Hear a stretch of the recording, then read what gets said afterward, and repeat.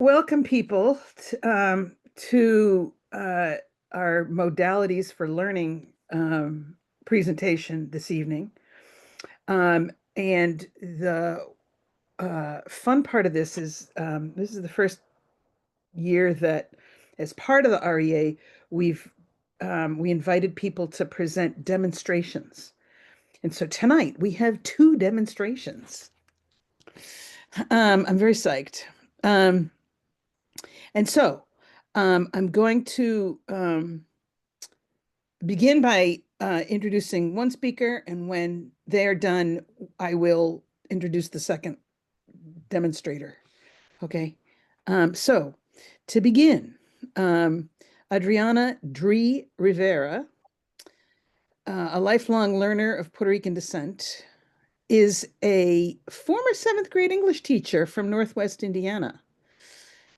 Dree is currently pursuing a PhD in Christian education at Garrett, with interests centering on developing a post-pandemic critical digital pedagogy for online theological education. Dree is also a seminary writing center director and instructional designer. Dree, enlighten us. Thanks, Eileen. Hi, everybody. It's nice to see some familiar faces as well as some new faces. And I'm just really thankful for this space that I get to learn with people that I've been reading from and to see y'all face to face. It's a really great honor. So the way I'm going to go about this tonight is that I'm going to show my presentation, kind of give you the behind the scenes of the tool, and then we'll go into the demonstration. I thought about flipping it and just kind of jumping into the experience, but the trauma-informed part of me knows that people need to have information before they go into a situation. And so that's how we're going to do it tonight or this morning, wherever you are. So we will be discussing how to mediate multiple modalities with the tool Mentimeter.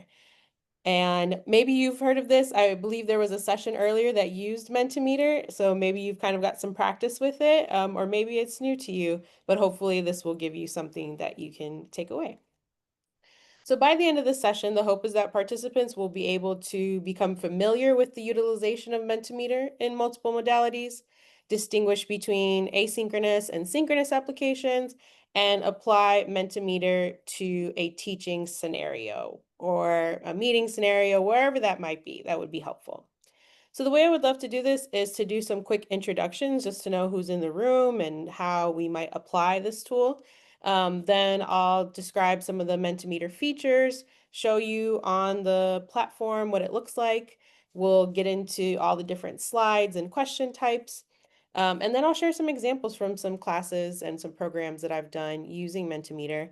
And then finally, we'll have our interactive experience.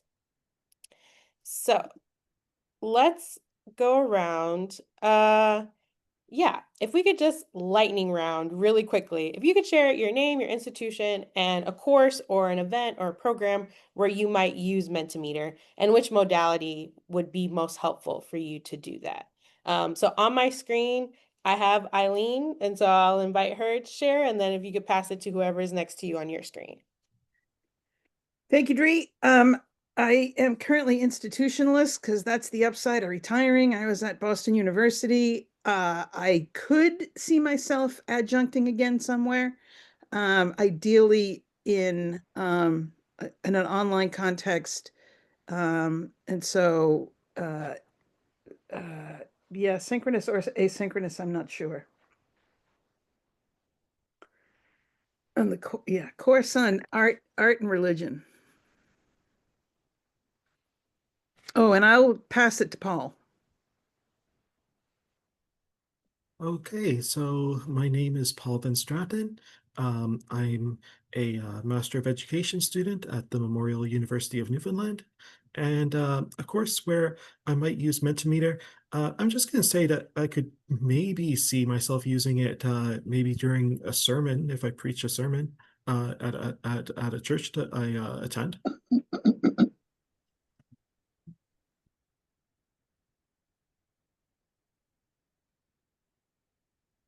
I can jump in. This is Paulette Isaac Savage from the University of Missouri, St. Louis, and I'm kind of following in Eileen's footsteps. I am retiring officially September 1st.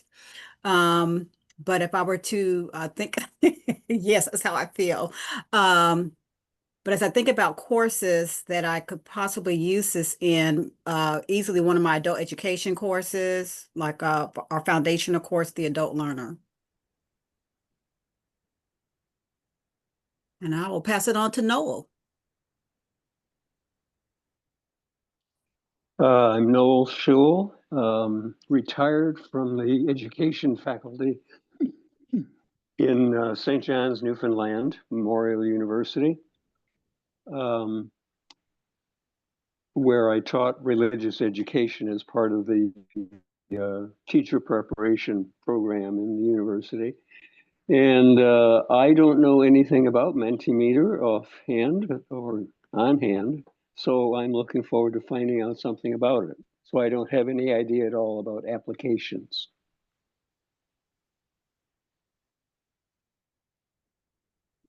Great. And who's next to you on your screen, And I Noel? pass it on to whoever.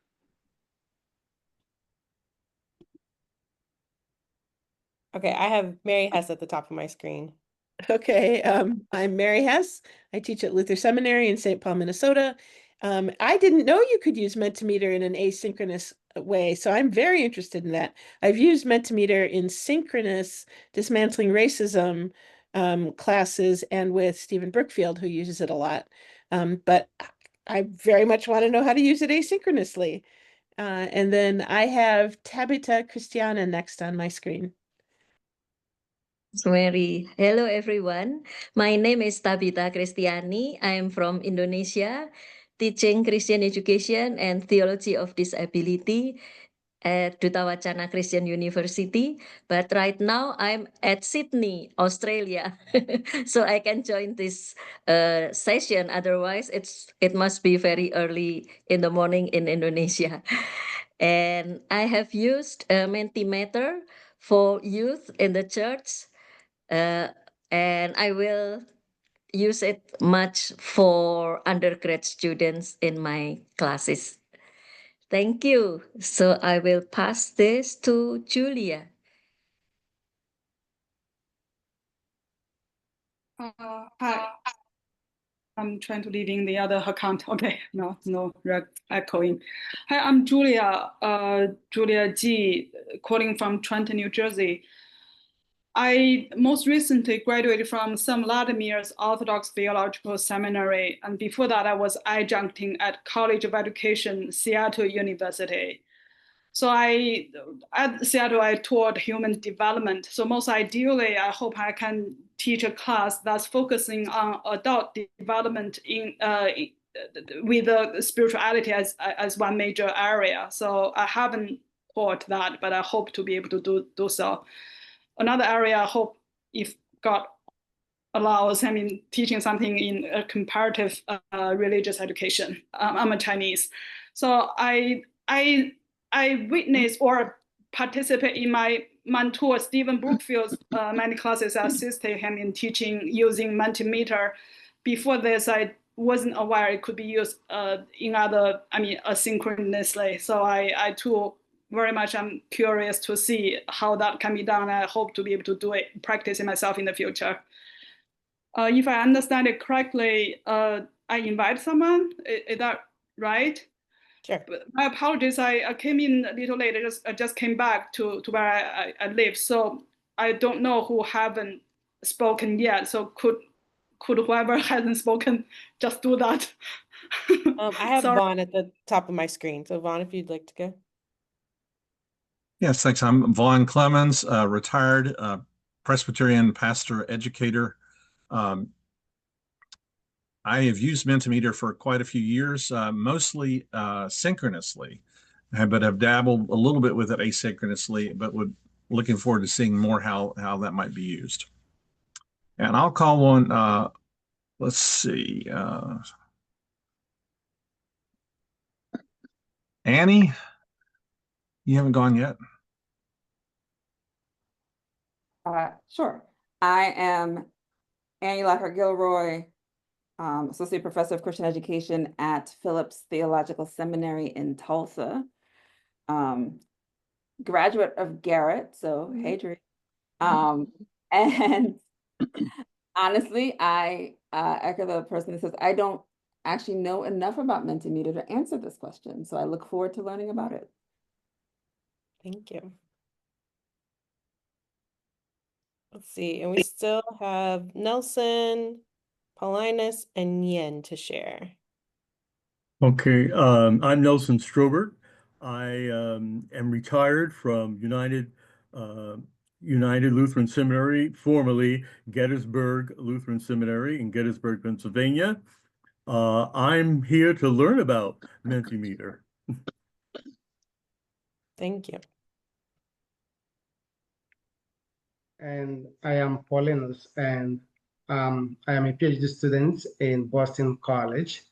I haven't really known anything about Mentimeter, and I am looking forward to learning and to using it in my future career. Great, thank you. Sorry, my future teaching career, sorry. Thank you.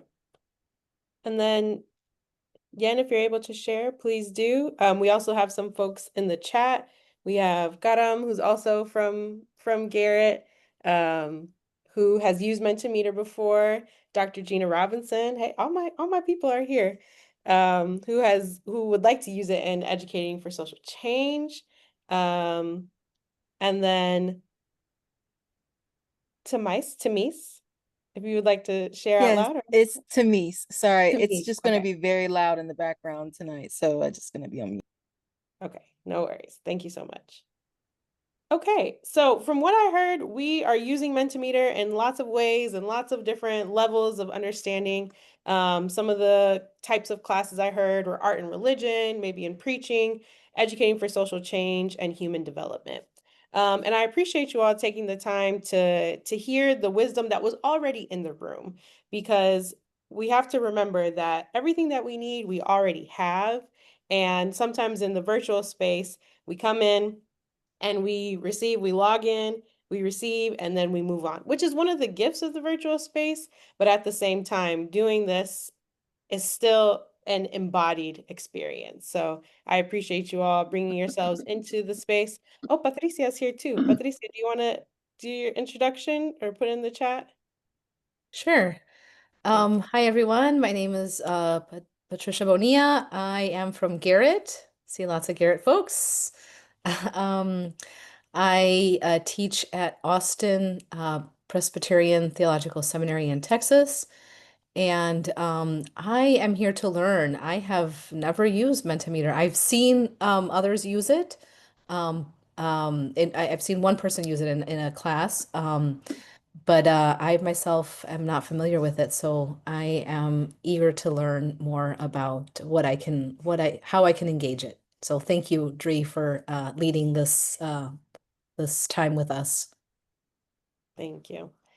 All right. So now that we've brought ourselves into the room, we're thinking about how we might apply this. Let's discuss some of the Mentimeter features. So the first thing that I love about Mentimeter is that it is very user-friendly. My favorite tool used to be the Google Jamboard, but that has been since discontinued. And so Mentimeter was the next most simple platform that I've found. There are templates and tutorials available to really help you build out what it is that you're looking for and to understand the interface. I appreciate that you can do a lot with a free account. Where it limits you is how many participants you have per month.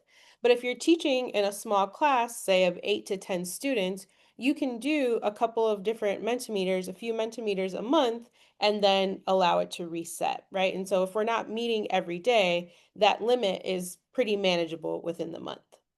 And then their paid versions are on what I think is more of the affordable side of $10 to $16 per month, where you can get access to more features that help you in the analysis piece.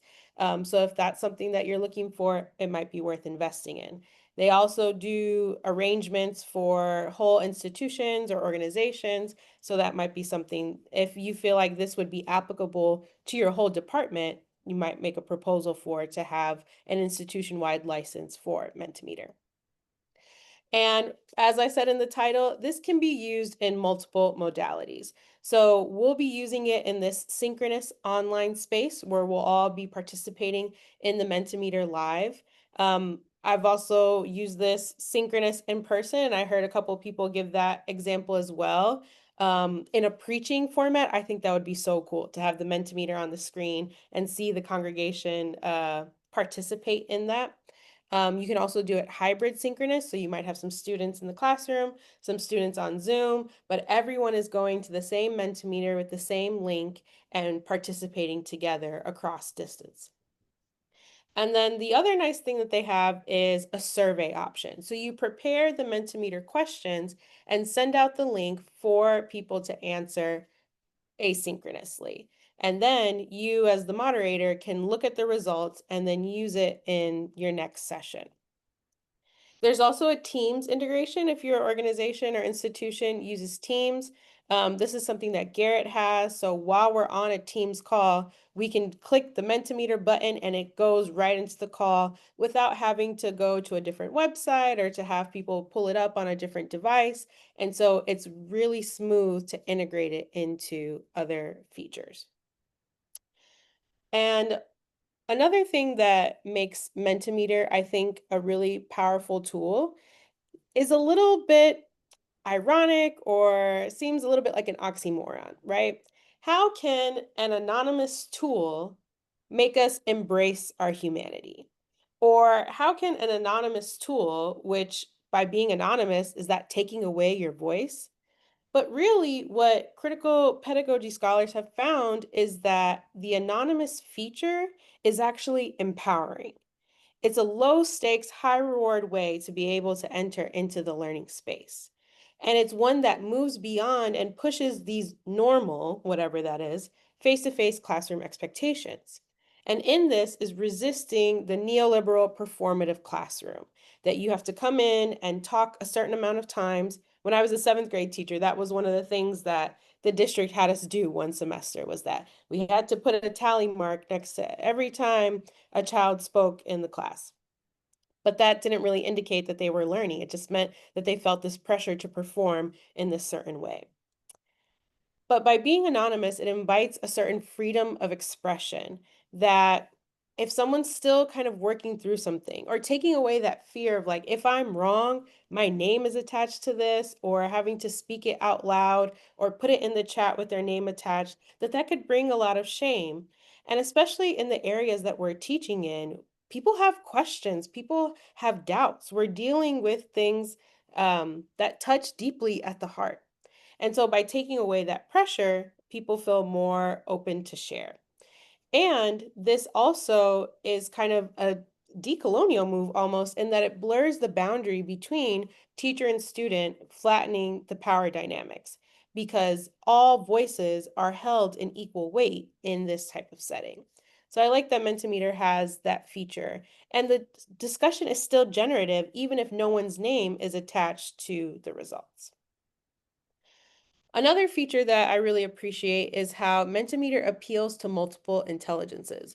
This has also been called learning styles. I'm using them kind of interchangeably.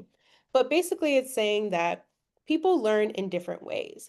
And the traditional structure of coming into a space, hearing a lecture for over an hour, and then leaving without responding back, that style doesn't work anymore. There might be some auditory learners that appreciate that, but most people, according to this article from Lucy Lunovich, have a minimum of 2 or 3 learning styles. And I like Mentimeter in that it's visually appealing. You can insert videos. Some of the question types have this kind of like logical or mathematical aspect to them, which can be applied to theological education.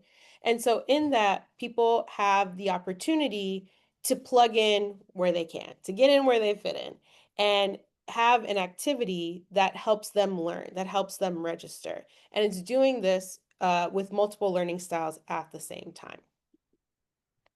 And finally, I want to look at the feature of producing artifacts, because we can have a great discussion, and when the juices just start flowing and everyone's talking, but it's not captured.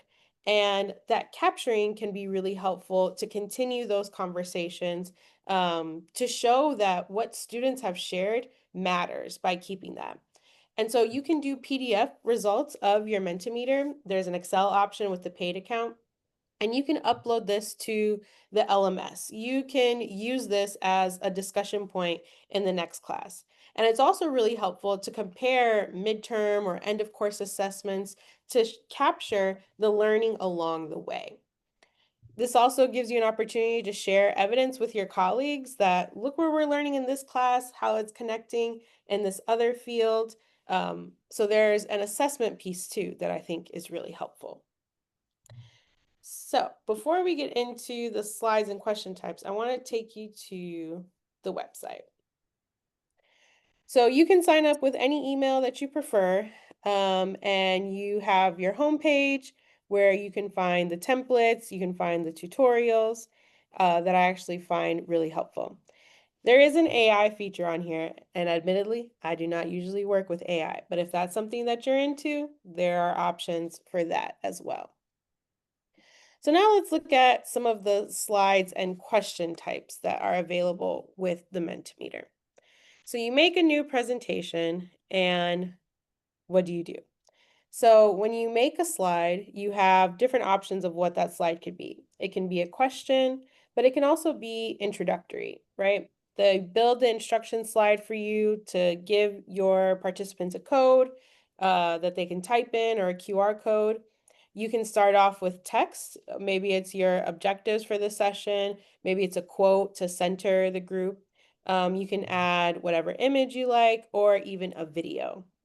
There are some other integrations with a paid account. If you have slides already for a class, you can plug right in, but it's pretty easy to build something out here. You can also change your question type here on the right, and Mentimeter has some of the coolest question types that I've seen. You have your classic multiple choice.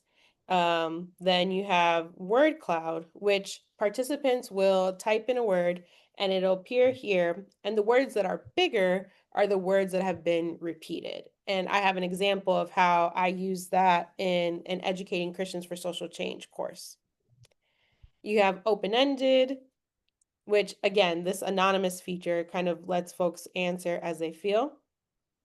You have scales, which you can do for assessment purposes. We have rankings. You can do a Q&A function. You can guess the number, which you wouldn't think would work in religious education, but think of a statistic from your field. And maybe you can have participants try and guess what the number would be within that statistic that is relevant to your field. This is another one of those mathematical, logical types of questions, right? If we were to say, what makes the perfect worship service, right? How much of it is dependent on the sermon? How much of it is dependent on the music to add up to 100?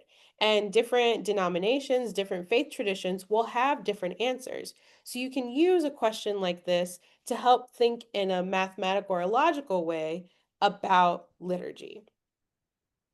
There's also a 2x2 grid, which when I show you the example that I use for this will probably make more sense. But again, you're using plotting points in seminary, something that you probably thought you weren't going to use after high school math, but it still works with this kind of activity. And finally, there's a pin on image option, which you'll see in our example, how to use that.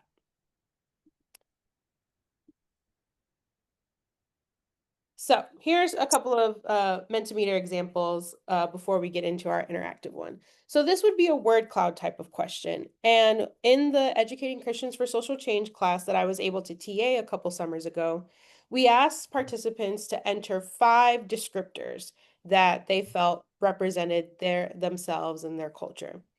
And so what resulted was everyone that was in the class. And as you can see, female, Christian, woman, those words were bigger because those words were repeated.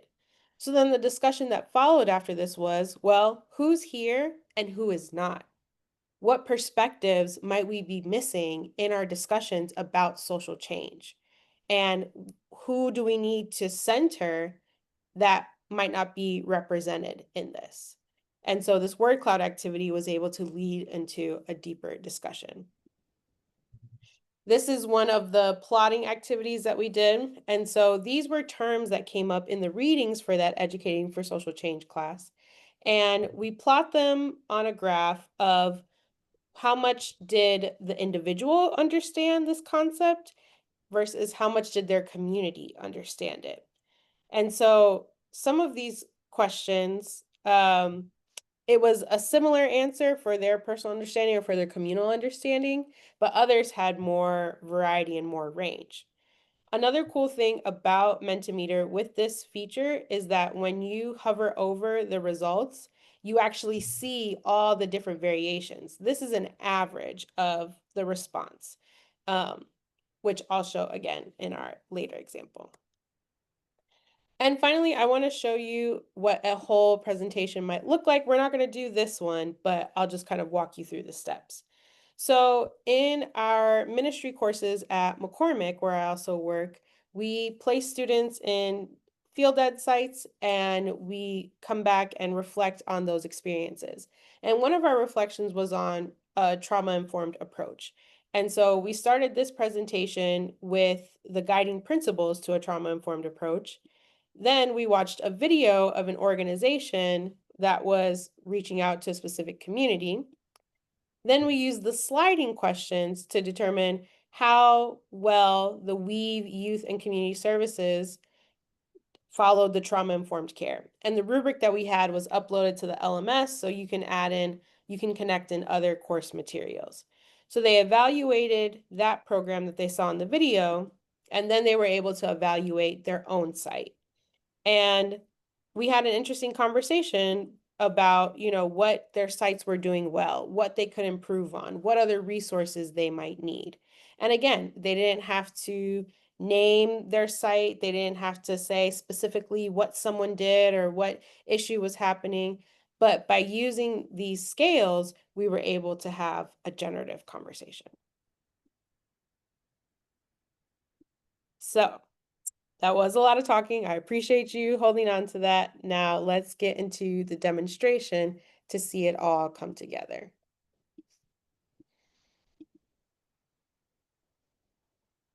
All right, so you have a couple of options. You can open a new tab and go to menti.com and enter the code. You can do that on your phone. You can also scan the QR code on your phone or another device, and you will be logged into the Mentimeter. So the first one is a pin on image, right? And I would like to know, what is your weather report today? This is a socio-emotional check-in that I like to do with students and participants, right? Are you feeling sunny and bright? Are there some storms going on in your life? Maybe you're feeling really queer and you put your dot on the rainbow. That's cool too. Maybe your mind is spinning around and you put your pin on a tornado. What's your weather report today?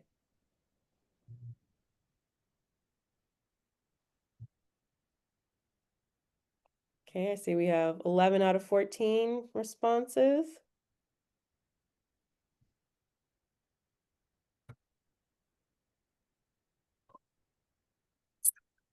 And it looks like there's a concentration of sunny, a couple of rainbows, a storm cloud, sending good energy to you in the midst of your storm.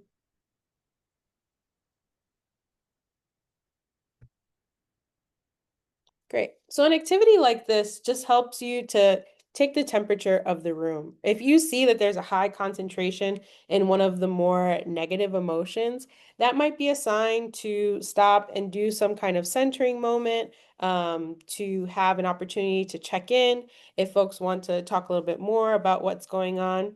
Or if you notice that there's a lot of energy for the day, to go with that, to tap into that, and use that throughout the rest of your time together. Okay, let's try the next one. Share a word or a phrase that comes to mind when you think of online learning. And the way that the word cloud works is that if you use a phrase or more than one word, use an underscore to connect them. Otherwise, it'll go in separate entries. So what word or phrase comes to mind when you think of online learning?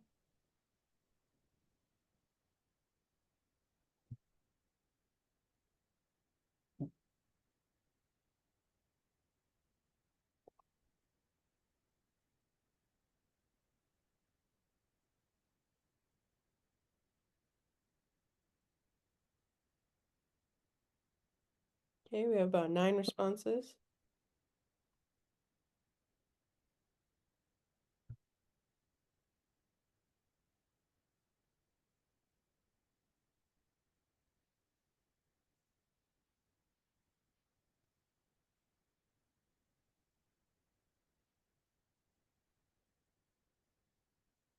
So from our responses so far, it seems like the most common answer is accessible, right?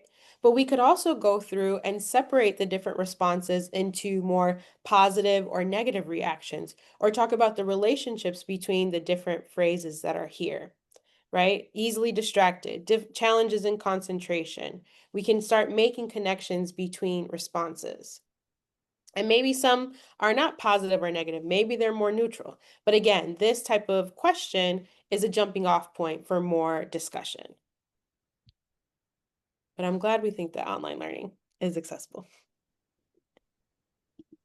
Let's try another one.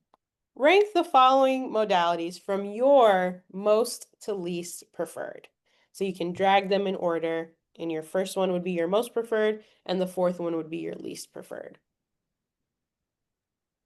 Dree, you have a request in the chat to either to show the code again or say it again. Got you. Let's see.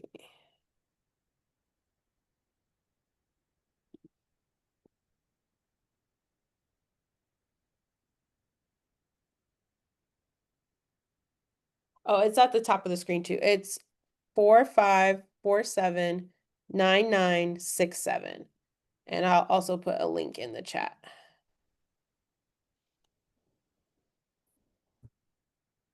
Thank you.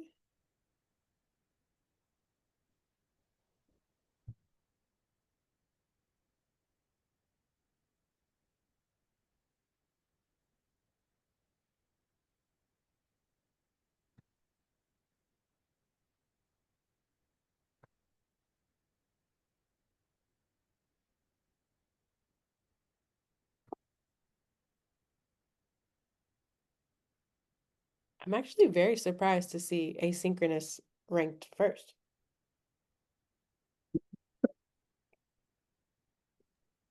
Yeah, me too. This is why I love Mentimeter, because I always see results that I'm not expecting. And so if we had more time, I would love to get into just this question alone. I think would be really cool to talk more about.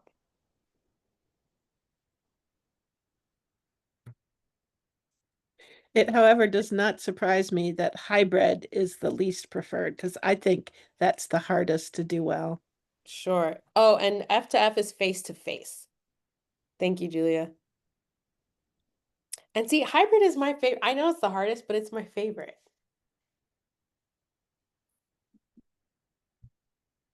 Great. Thank you. All right, now we're going to try one of the plotting ones. I'm also surprised face-to-face was not the top.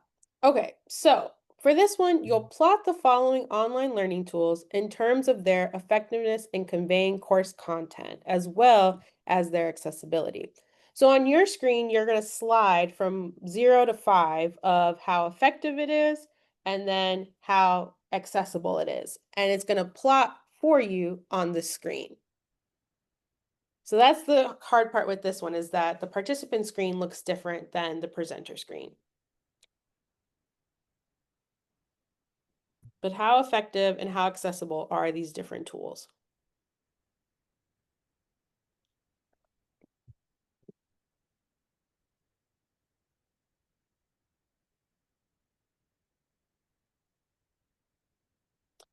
Okay.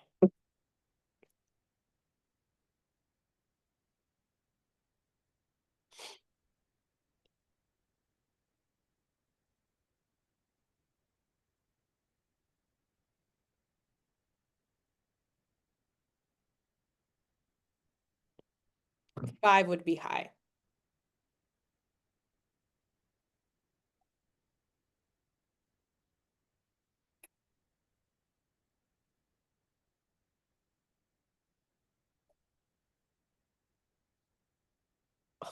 There's a lot of variety with this answer. Social media is kind of polarizing.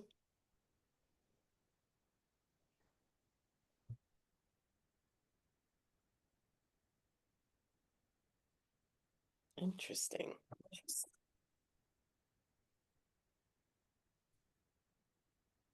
What are you doing when you get the lines doing that? Like, what's that? Is that just the Mentimeter doing it? Yeah, so the lines indicate individual answers, and then the number is just the average. I see. Mm-hmm.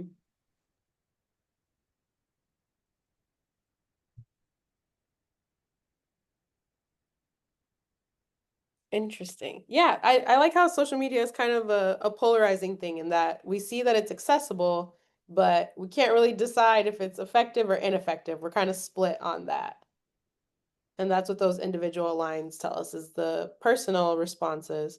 But averaged out, it's kind of in the middle. And I would have to agree with that.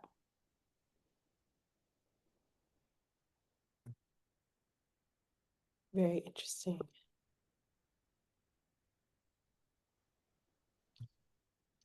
So these conversations are cool because, again, you have the average, right? But that doesn't necessarily represent everyone's experience. And so then you can invite participants that if they would like to share, they could say, you know, why they chose a certain response.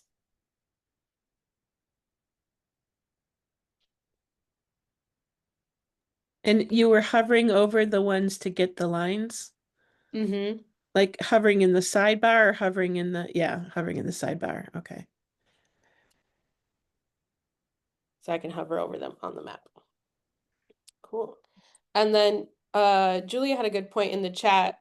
Some platforms vary, like discussion forum can look very different on different types of learning management sites. It could also be a discussion forum on more of like a social media platform. So there can definitely be different kinds of definitions for these tools. Great. So for the sake of time, I'm going to go on to the last one. Actually, let's see. I have 2 questions. We can do this one. Well, let's do both. Okay. So, to what extent do you agree or disagree with the following statements? And you can see all the way to the left is strongly disagree, and all the way to the right is strongly agree.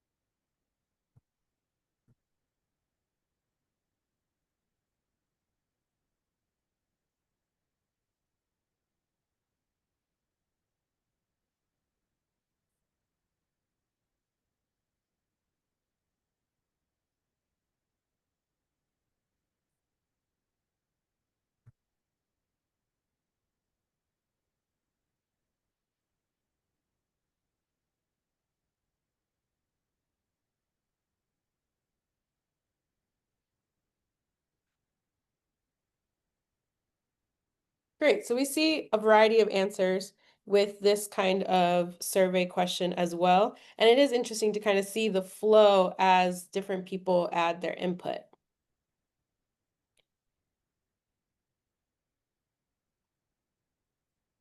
And this would be an interesting one to do kind of with a team of faculty to see where people are at when it comes to online learning.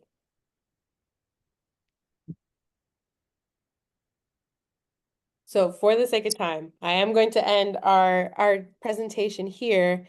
But I want you, the last question would have been, how might you use Mentimeter in one of your courses? And you don't have to post it, on here, but if you get a chance to, I would love to hear how it might be helpful for you. But I would also like to know if there were any questions or anything that we might like to discuss in our last couple of minutes together.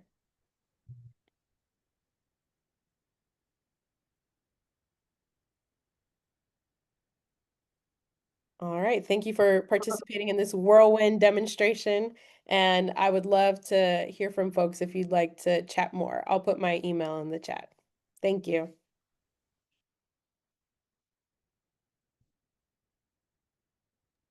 Thank you, Dree. That was awesome. You know, so I've only been gone from the field for like 2 years. Man, is there cool stuff out there. So for our next demonstration, I'm going to invite Paul Van Straten to join us. Paul Van Straten is a Master of Education student in post-secondary education at the Memorial University of Newfoundland. He has previously earned a Master of Theological Studies at Queen's University and a Bachelor of Arts in Religious Studies at the University of Waterloo. In 2024, he received the REA's Warnham Innovation Award after presenting on a topic related to game-based learning and ecology. Paul's research interests include adult Christian education, Christian history, game-based learning, artificial intelligence, ritual, and disability. Paul, enlighten us, dude. Hey, thank you very much. Okay, so I'm just going to share my my presentation here. Okay. All right. Okay. So thank you for coming to my demonstration today, where we will be exploring game-based learning in our own contexts by creating a game design with the help of AI. Oh, 1 second. Sorry, I need to get back to the, my apologies for 1 second. I have to get back to the chat. Here are some links for everyone so that they can easily access the resources that are going to be required in order to participate in this demonstration. Okay, so to expedite things, I've added links to the chat to the resources you need to participate. Please ensure that you have the demonstration handout, the concept map, and crayon link open on your computer. The first resource we will be looking at is the handout. You can find the links also in the demonstration PDF and the REA 2025 agenda. Before we begin, I want to acknowledge the traditional caretakers of the lands that I've occupied as a person of European settler descent. In particular, I acknowledge the Anishinaabe, Haudenosaunee, Adawandren, Huron-Wendat, and Lenape Indigenous peoples. In Canada, Indigenous peoples are disproportionately assigned disability labels in comparison to the general population. As a proponent of accessible education, I hope to reduce barriers that prevent people with and without disabilities, without labels, from participating in learning. Notably, this demonstration is quite complicated. As such, if you run into a technical problem, please interrupt me so that we can, so that I can help you move forward. So if everyone can just give me a thumbs up if they have everything open, that would be really great.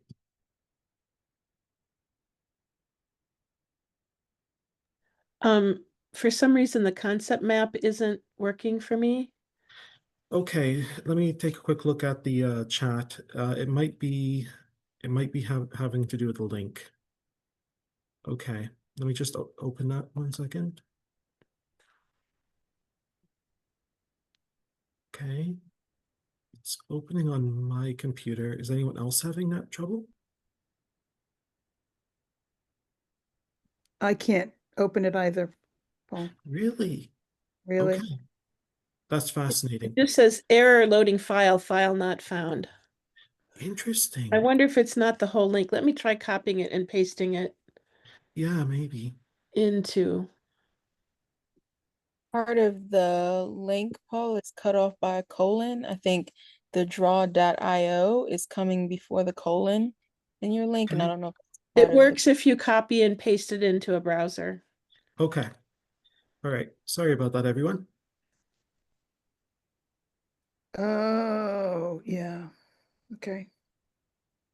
Okay. All right.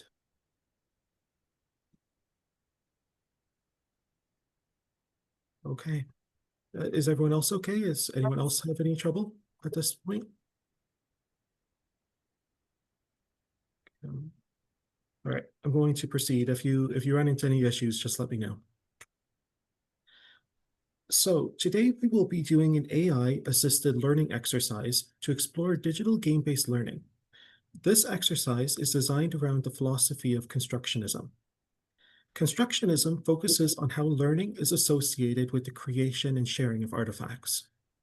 Historically, constructionism has been associated with engineering and computer science.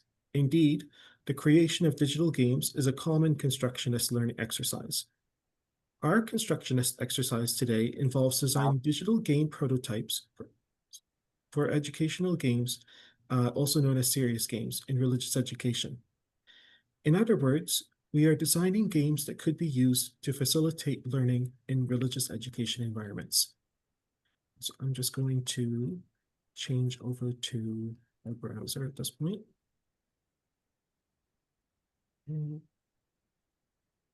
All right. So today, you'll be making a basic digital game design workflow for a game prototype based on the problem-solving experiences of an expert in a situated context. Please note that we will be sharing our digital game design prototypes with each other. So here's an example of a game prototype that I created called Healers of Cyprian. My design goal with this game... Sorry, is there something that someone said? Okay, my apologies. So my design goal with this game is to improve Christian discipleship outcomes by having learners occupy the role of an expert servant leader in the church. When designing a serious game, we need to think about how we want our learners to change after playing the game. So I want my learners to gain respect for the church's mission and to respect and to identify as members of the Christian community. The gameplay of a serious game should match the learning outcomes. Accordingly, players will manage the church's physical, spiritual, and human resources in responding to sick, non-playable characters and other problems. To help others understand how our gameplay will function to teach content, we will identify our game's educational game genres. As you may recall from the pre-demonstration videos, the major difference between these genres is that strategy and RPG genres involve resource management, while linear and competitive game genres do not. My game is a strategy game, as it involves management of resources. Gameplay genre refers to how game mechanics work. For the uninitiated, these three game genres will get you started. Basically, action games involve player movement, RPGs involve players occupying a role, and strategy games involve managing resources. And coincidentally, my game is a strategy game. So concept art allows other people to see how designers envision their games. We will use Crayon and an image generating AI to create concept art.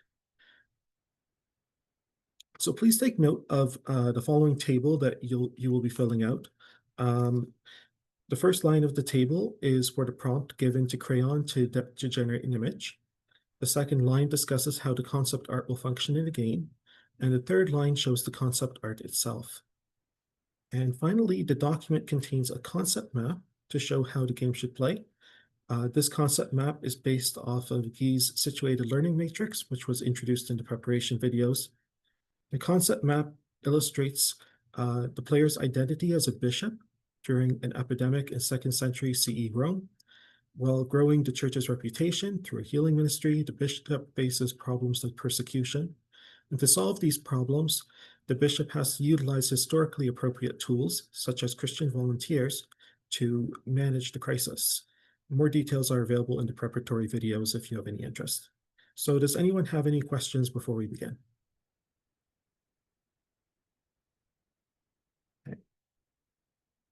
So, before we design our game prototypes, I have prepared a short scaffolding exercise to help you brainstorm an educational game that could be used in your religious education setting.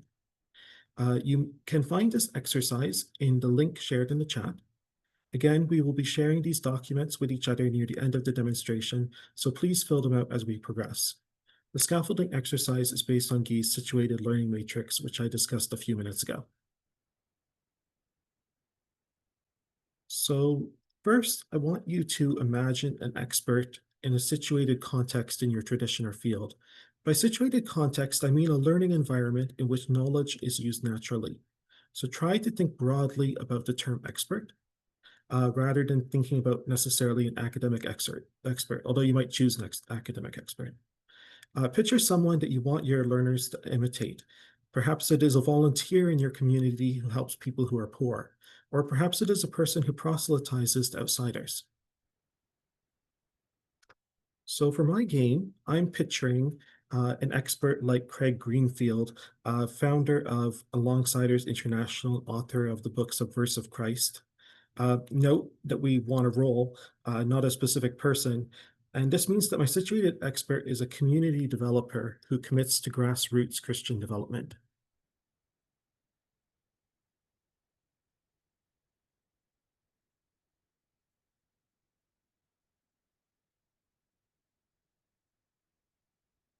Just give everyone a moment to fill that out. So now I want you to think about the goals, norms, and expectations that society places on your situated expert. What would be considered normal behavior for your situated expert? What kind of issues or problems does your situated expert typically overcome?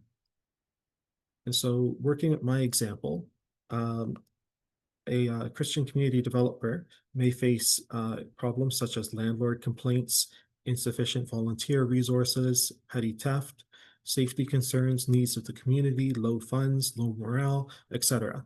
And so just take a moment to fill that out for a moment.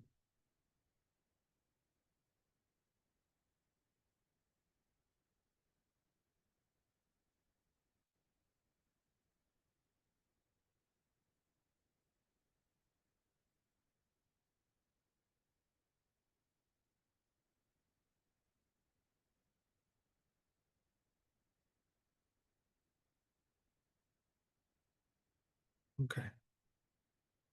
So consider your now consider your situated expert's typical options for solving problems.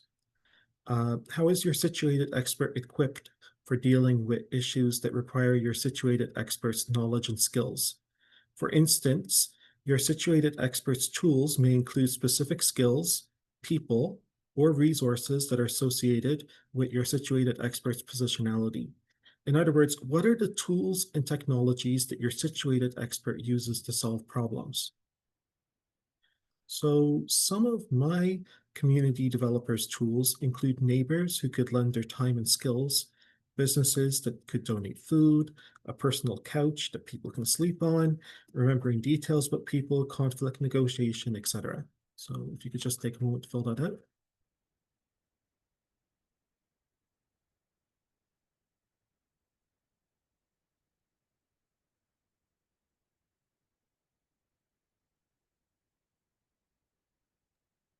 Oh, at the risk of being a problem child, Yes. I don't have a thing I can fill out that looks like this. Oh, really? So thank you for letting me know. So it should be available on one of the first 3 links in the chat that I sent. Okay. I have them all opened. Handout for the demonstration. Oh,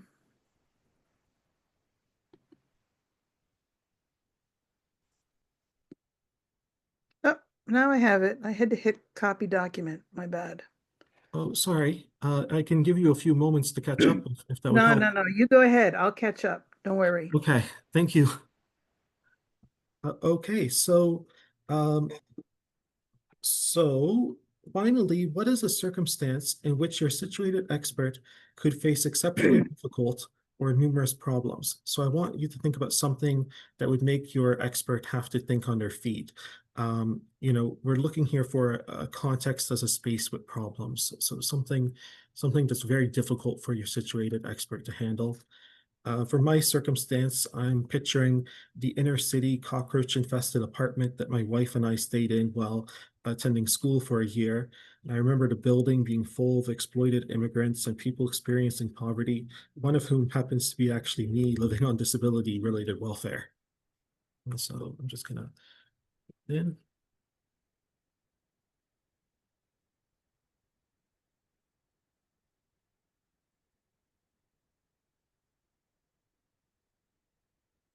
Okay. So hopefully this exercise has helped you think about a unique problem-filled situated experience. So we're going to try to turn this situated experience into a digital game prototype.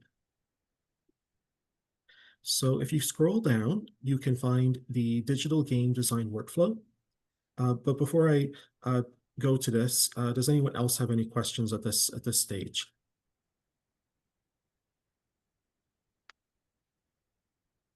Okay. I can't see the chat, so if anyone's putting a question in the chat, it would be great if Eileen could share that with me. No, since we started this part, no questions have put in the chat. Okay, that's great. I'm glad to know that. Okay, so now that we have aligned our minds with Guy's situated learning matrix, let's turn to the digital game design workflow. So set aside your game's name for now and turn your attention toward envisioning your learner's needs. By now, you have some kind of expert within a situated learning context that you want your learners to imitate. In what subject area does your situated expert's activity belong? So for my game, I'm going to put community development and missiology.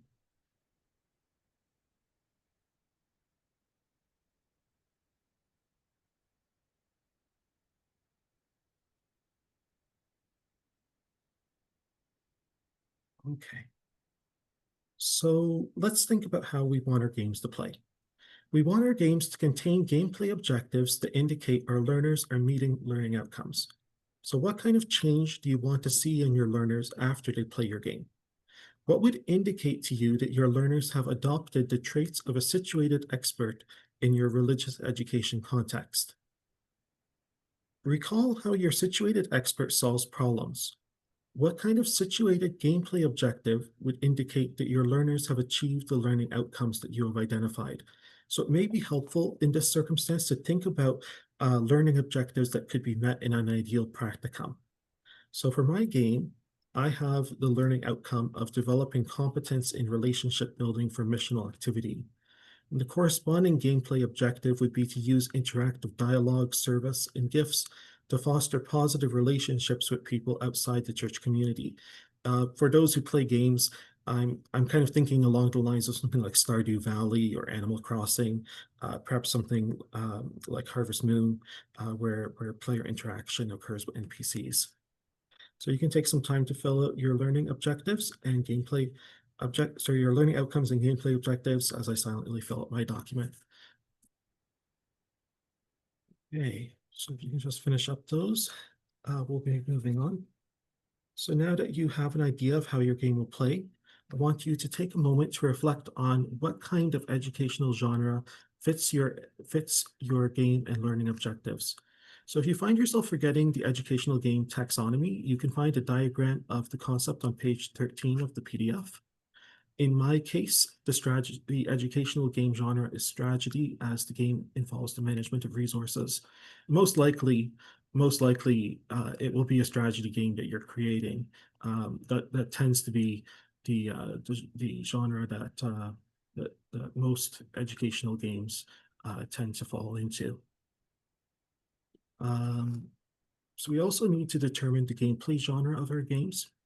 And so for my game, I choose RPG, as my player will occupy a specific role and create strategies from that unique vantage point.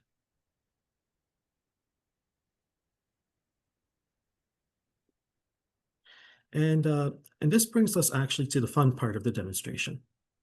We will take a few minutes to generate concept art for our games using an AI called Crayon. You can access Crayon by visiting www.crayon.com. And again, the link is provided in the chat. So I'm just going to switch to layout, Crayon. All right. As I said in the preparatory video, Crayon is not a high-quality image generating AI. However, it serves our purposes for this demonstration as it is free and requires no account. I provided some other options than just Crayon as links in case Crayon happens to be down, but it seems to be up right now.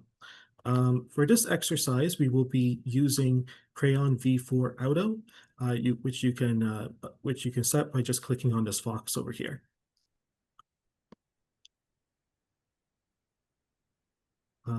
Also, to help you prompt Crayon, I included a guide on pages 11 to 12 of the PDF for this demonstration. And the guide includes keywords that are useful for obtaining specific results from Crayon. And I would encourage you to consult this guide as needed. And you can also find this guide by scrolling down on the handout that you have open. So returning again to the digital game design workflow, you may recall that I included a table for you to add your AI-generated concept art and the prompts that you use to generate your images. So your goal over the next 4 or 5 minutes is to generate concept art images of your game setting, and also 2 or 3 models of tools that your player could use to fulfill gameplay objectives. So please note that after saving Crayon images to your PC, you will not be able to directly insert them into the digital game workflow. Instead, you actually need to open the games using Paint or an equivalent program and resave them as JPEGs before copying them into the document. So if you're comfortable with image generating AI, I encourage you to move ahead. However, some of you may be unfamiliar with prompting. So let's go over a quick example of how to prompt Crayon to create images. Can I interrupt for just a minute? Yeah, of course. You were talking about a PDF that was like 13 pages long, and you said there was a link to it maybe at the end of the downloaded thing. I don't have a PDF. I have the downloaded thing we've been working through, and I'm wondering, was there a link in the chat to the PDF that I missed? It's not in the chat. It would be in the agenda for REA 2025. Ah, okay. I can do that. So- Oh, that's fine. I can go find it there. But there's also If a you- guide. Also, if you go to the handout, if you scroll down just to if you scroll down to just the next page, there's also a Crayon prompting guide that I put in over here. Okay, thank And you. it also contains examples of how the images would look if you use the keywords. Thank you. Yeah, no problem. Does anyone else have any questions? So for those of you who didn't get what Paul meant by the agenda, if you go to the REA schedule, whereby you log into all of these sessions, if you click on this session, which is called Modalities for Learning, after Dree's bio and then Paul's bio, there are a bunch of links in Paul's. Thank you for that clarification. Okay, so Which link do you need shared? I'll be happy to share it. Oh, that's a thought too. thank you. So it's oh, the sorry. one called Demonstration of the REA 2025 DGBL exercise, I think. Yes, is that the one, Paul? That is the I believe it is, yes. Actually, that takes you to Vimeo. Oh, So that's not sorry. it. No, I not think that it might one. be, you've got a handout for demonstration in the Google Drive. It And should, then it should be, I'll just pull it up for a second. Religious education on that. And sorry, everyone. it's okay. This is really complicated, but it's helpful. So I just want to make sure I get it. Oh, no problem at all. Okay, so we can go down to schedule. And I will just quickly go through what's available under there. We'll just go down to modalities for learning. So if you click on modalities for learning, the document that I'm referring to is this PDF over here. It says a Constructionist Introduction to Digital Game-Based Learning for Religious Educators. Then most of these links you have. Some of the links you don't have include this Introduction to Digital Game-Based Learning. That's a pre-demonstration video to just help people understand what it is I'm talking about. And this other one is actually just an overview of the exercise that we're doing today.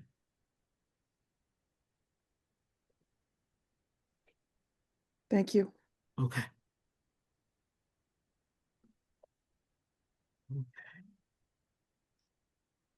All right. So I'm just going to go through a quick demonstration of how to prompt Crayon. So I'm going to start by trying to generate a friendly Anglican priest. Crayon works better with shorter descriptions. It's a very basic AI. It's not cutting edge, but it is free. So I'll just type that in, friendly Anglican priest. And I'm envisioning this as a non-playable character that is an NPC that will act as a tool that supplies donations of money in exchange for completing tasks. And additionally, I'm going to use a style. I'm going to use anime style. As I'm envisioning the game being about navigating emotional relationships, and anime facial expressions are great for depicting emotions. And I'm just going to click draw now. And Crayon will take a few moments. It really depends on how many people are using it at any given time. There's this little orange bar that you'll see near the bottom of the screen. And once that bar is filled, you will have a selection of images that you can select to use for your digital game design workflow. So just waiting a moment. It's always interesting to see what it's going to come up with. You never really know. But AIs do have patterns. And so depending on the data that was used to train the AI, there will be some similarities in the images, especially in very niche subjects. So let's see, it's just taking a little longer than it sometimes does. All right. Okay, so let's see what one looks like a friendly Anglican priest. I'm going to go with this one right here. That looks like a friendly Anglican priest in my mind. So I'm going to save that image to my computer. And once the image is downloaded, I will open the image in Paint and save it as a JPEG before copying it into my digital game design document. And so at this point, does anyone have any questions? I just want to make sure everyone's on the same page before we begin this process.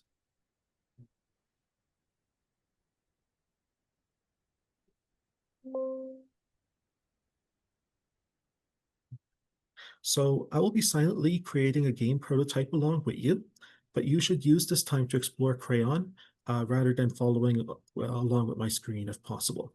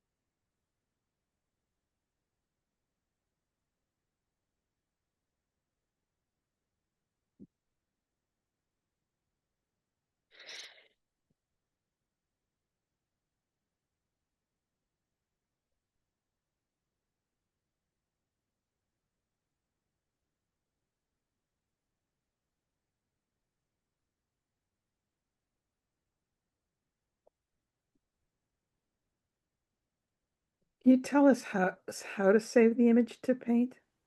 Yeah, so you just have to, you can just click on the image and then left click.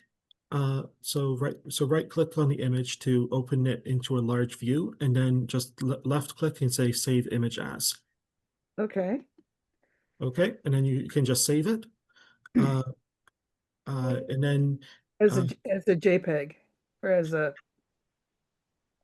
yeah, so don't save it as a JPEG, just save it as the default image, and then open it with Paint or a similar program and save it as a JPEG. For some reason, it won't let you save directly as a JPEG. I've tried that. It's a weird technical issue. I don't know why.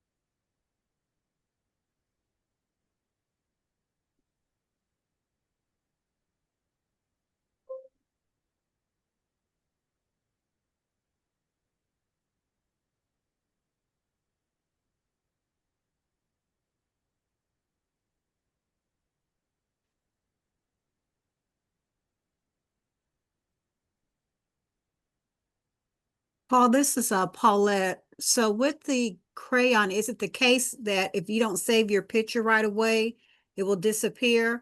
I had a picture and then I went on to another screen and now my picture's not there. Yes, if you disappear, it shouldn't disappear from just changing the screen, but if you go to a different if you change if your page refreshes, you will lose the picture. Okay, thank you. Yeah, no problem. Good question. Paul, I do want to draw your attention to the time. Yeah, I therefore I'm going to continue on if that's okay with Good. everyone. Yep. Okay. Okay. So I know that so just gonna go back to my workflow here. Where am I? Here it is. Okay. Yep. All right. I'm just gonna yep. I'm just gonna move on ahead. But if everyone can, but I'll complete my my model of that later. You've given us a good start. We're all excited, but you're going to do a much better job of putting it all together than we could right now. Okay. Yeah. So basically at this point, normally speaking, in this part of demonstration, I would encourage everyone to create a concept map of the of whatever it is they've designed for their gameplay. But I'm actually going to skip that over because because of time. I think it's better that we share the documents with each other and clean them up rather than focusing on the crayon part of the demonstration. Basically, but for the crayon, what you can do is you can just go to the crayon concept map, and all you have to do is click this edit. And this diagram I've created is based off of Guy's situated learning matrix, and basically it is just there to help you brainstorm how your game would play. It's based off of the situated. It's based off of the scaffolding exercise that we did earlier. So a lot of the gameplay features would be the same. You can double click on the circles and just add whatever details you would like, or you can create your own concept map if you prefer that. To save this, you would go to, sorry, I have to save this, you would go to export as, and then JPEG, and download it to your computer, and then insert it into the digital game design workflow. But again, I'm going to skip over this part because we really are running low on time, and I would prefer to give you all an opportunity to share what it is you've created before the end of this demonstration.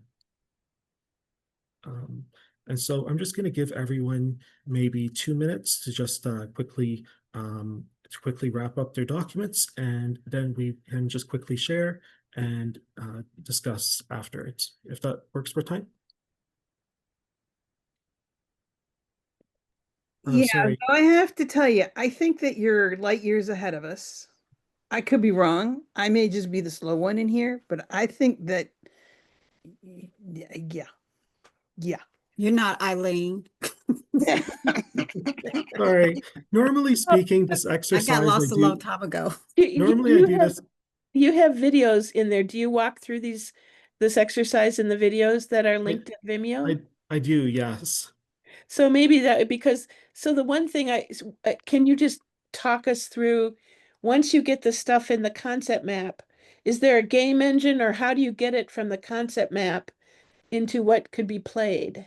Yeah, so let me get back to the presentation if I can for a minute. Yeah. Okay. Hang on. I have to change my screen to the PowerPoint. Okay. All right. So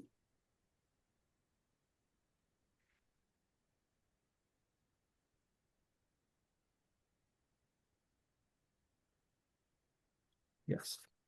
So I want you to so basically, while digital game design formerly required people to have advanced computer programming and graphical design skills, generative AI has reduced many of the barriers that prevented educators from outside STEAM disciplines from encouraging learners to create digital games. So Crayon is really basic, really basic.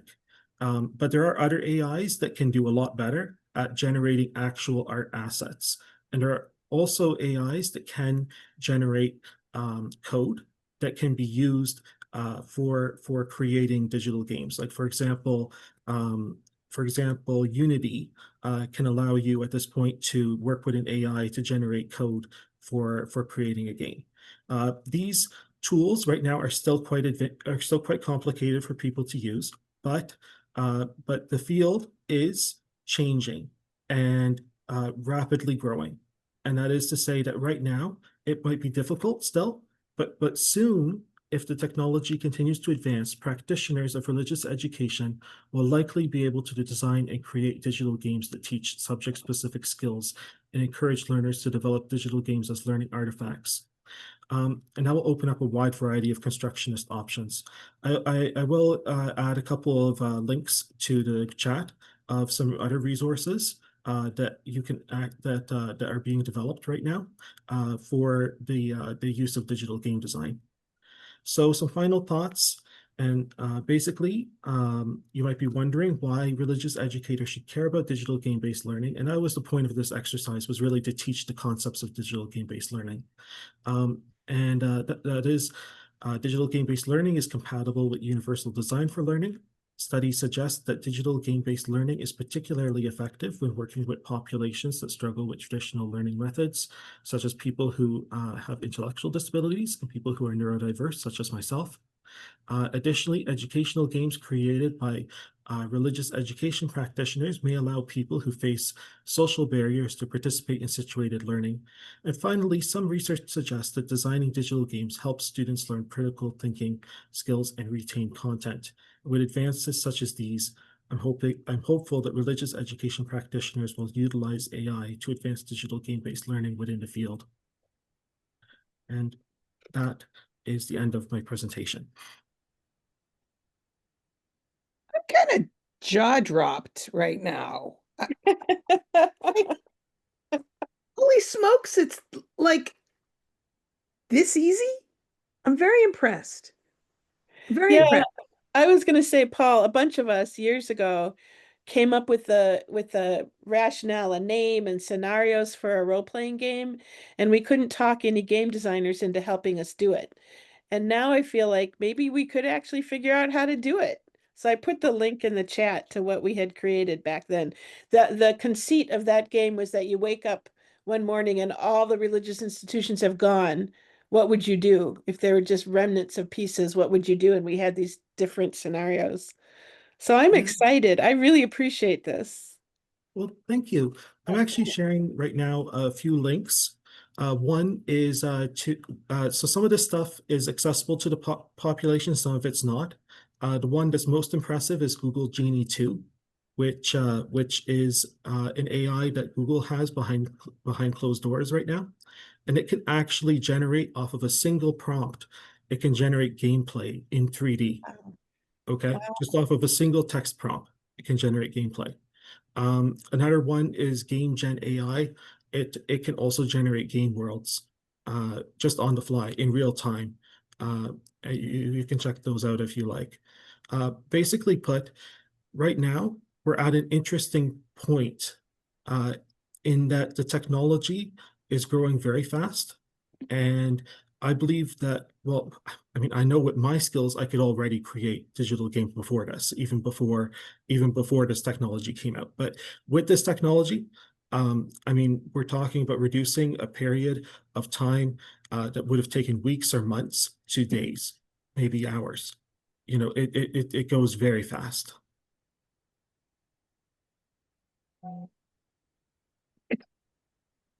So, given the time, I know that I have the responsibility of wrapping this up, but I kind of want to say that by showing us this, Paul, you made Dree's demonstration like, oh, we can easily do that. Of course, we can incorporate that into our classrooms. Look, we might also be able to create role-playing games. So I don't know, the others, I'm gonna sort of ask for a show of hands in who's left in the room. I think some people left us, but so this is the first time we've done a whole session where it's demonstrations. This is a new thing for REA. Thumbs up, thumbs down on demonstrations, people. Thumbs up. Listen, what it reminds me of, Eileen, is that we used to do in person, we would sometimes do workshops the afternoon before, where yes. Like I remember trying to teach people how to do web pages, right? Way back in the day, in the last century, right? But yes, I in fact I think it would be really fun to invite Paul back to do like an extended, like a couple hour thing, right? Maybe that's too much in Zoom, but you know, it would be fun to try to figure this out with some time that we could actually, you know, struggle with it. I would love for that.